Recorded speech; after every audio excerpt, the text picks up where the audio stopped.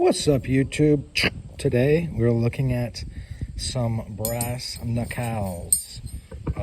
This one is a design by, I think it's Tactical Owl, I think. I will put his stuff in the description. So these are basically the second generation of what he called the pounders, which were sort of like this. This is very reminiscent of those, but they were a pound of brass. And he says on his site that through a lot of feedback, he made this. And the gentleman I happen to know kind of through the grapevine, I know these things about him, I don't know him, that he is an engineer and makes this stuff as well. The Apache Thorn I had on the channel last week or so is also his creation. There are none of those on his site right now. So as you can see, you've got oval finger stalls, which will make this much more accessible to many hand sizes.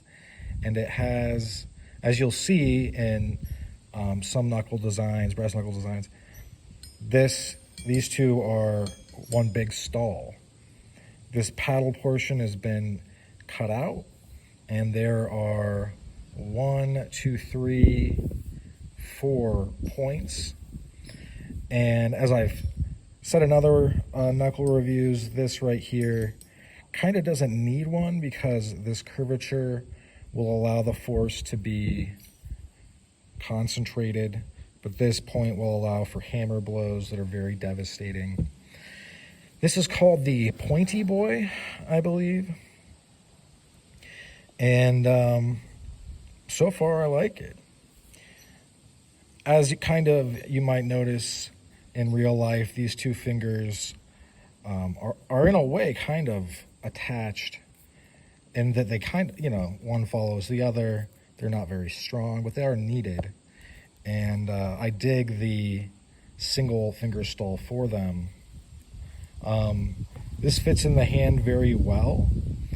I do find, though, that these tend to want to be basically right along the knuckles, right? So instead of being along here, they're along here, which is fine. And it's too heavy. I don't know how heavy they are. I'll have to do another family portrait here soon, family photo of all the knuckles I own. I am starting a meager collection, or a collection that is meager so far. These were 150. A lot of the knuckles that are very unique are 150 and up. East Coast knuckles, a lot of their stuff is priced very reasonably, though I'm going to get more from that gentleman. I've got one coming. But yeah, I do think that getting punched with these would probably be what is called career ending or life ending, a career ending move, so to speak. But yeah, obviously, nice chamfering too, by the way. If you haven't seen the other knuckle videos, I would, these are illegal in a lot of places. Some places you need permits. Other places like Texas, you can just carry them. You can always just carry them. However, if you are caught, they could be considered contraband. You could be in some trouble, and you might get them taken away and not given back. So if you really like them, you might want to get a pair that you're okay, throwing in the gutter or in a field or on top of a building if, you have to use it and you're on the run or whatever. God forbid you have to defend yourself like that. So don't hit anybody with these, and because it is lethal force, but also don't buy into this notion being pushed on YouTube and other places by people trying to sell you gym memberships or certain styles of fighting.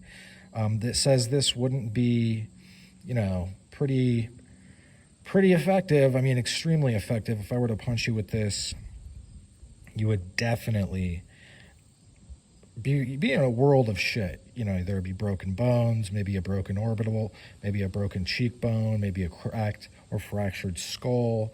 Maybe I do a sternum strike, and there's just so many ways to hurt someone. So just know that these are very, very effective tools, and that's why they are often banned, sort of like saps or blackjacks.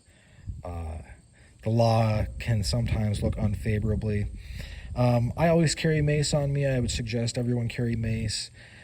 Carry the mace with OC and CS, so that would be like freeze or takedown brand.